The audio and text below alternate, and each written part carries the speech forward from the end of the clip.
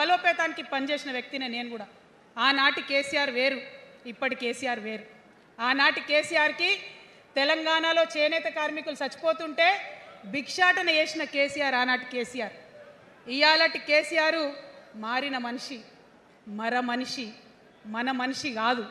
ఏమైంది ఇయాలటి కేసీఆర్కి?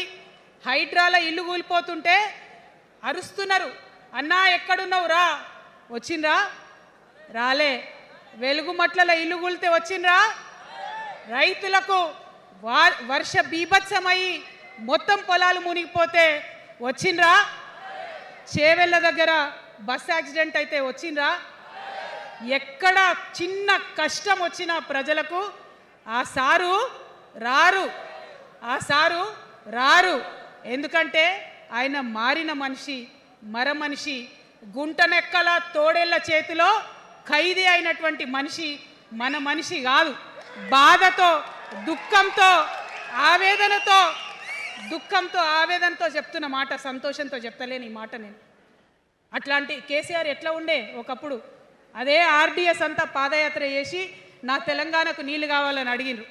ఇవాళ మరి 10 ఏళ్ళ అధికారం ఉంటే పాలమూరు రంగారెడ్డి ప్రాజెక్టు కోసం 10 ఏళ్లలో ముందుకు పోతలేదంటే, ఎవరన్నా తెలంగాణ పట్ల ప్రేమ ఉంటే, పాలమూరు పట్ల ప్రేమ ఉంటే, కృష్ణా నీళ్లు వాడుకోవాలంటే మన కేసీఆర్ అయి ఉంటే ఆ పాలమూరు రంగారెడ్డి ప్రాజెక్ట్ కాడ కూర్చేసుకొని అది కట్టిస్తుండే.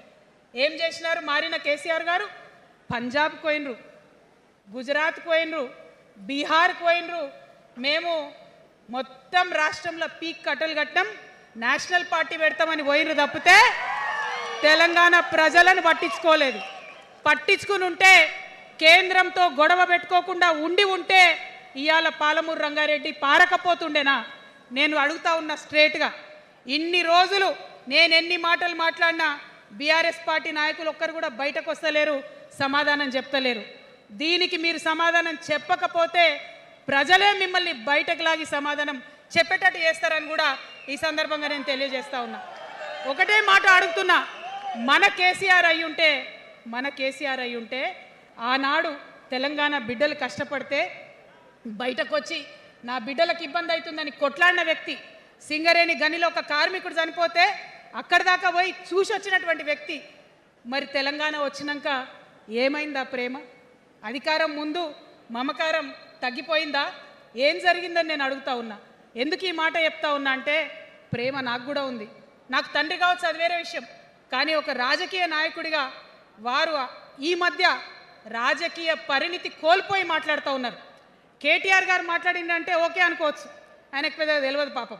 కానీ కేసీఆర్ గారు అనే మాట ఏంటంటే, ప్రజలు తప్పు చేసిండ్రు. ఓకే, ఒక సెకండ్ నేను ఒప్పుకొని దాన్ని, ఒక సెకండ్ అనుకుందాం. ప్రజలు తప్పు చేస్తే నేను ఒక తల్లిగా అడుగుతున్నా. నేను నా కొడుకో మాట చెప్తా, వాడు వినలేదనుకో, కింద పడ్డాడు అనుకో, ఇడిచిపెడతానా? దగ్గర తీసుకొని మంది అనా? ఓకే, ప్రజలు తప్పు చేసిర్రు అనుకోండి, మీకు అధికారం ఇవ్వలేదు అనుకోండి, ఒక కర్కోటకుడి పాలన నడుస్తుంది అలా తెలంగాణలో. ఇబ్బంది పడుతున్నారు ప్రజలు, గోసపడుతున్నారు, ఏడుస్తున్నారు. ఇండ్లు అన్నీ ఉండి ఇండ్లు గూలగొడుతుంటే, అర్ధరాత్రి ఇంటి మీదకి వచ్చి ఇండ్లు గూలగొడుతుంటే ఆదుకోవాల్సిన అమ్మలాంటి మన పాత కేసీఆర్ ఎక్కడున్నాడు? ఇది మనం అడగాల్సింది. అందుకోసమే నేను ఈ నిర్ణయం తీసుకున్నది. నన్ను పార్టీలోంచి బయటకేస్తే నేను వెంటనే పార్టీ పెట్టలే. ఆనాడు కూడా చెప్పిన, నేను ఆలోచన చేస్తున్నా, మారతారేమో అని చూసిన, పదే వేచి చూసిన. ఇవాళ నన్ను పార్టీలోకి వెళ్ళి సస్పెండ్ చేసి 10 నెలలైంది. నాకు నిజంగా మంచిగానే అయింది. ఎందుకు తెలుసా? ఆనాడు ఉద్యమకారులను ఇబ్బంది పెడుతుంటే నేను ఇంకా గట్టిగా మాట్లాడలేదు. ఆనాడు మీకు జరిగింది, ఇవాళ నాకు జరిగింది. కొత్త ఏం లేదు.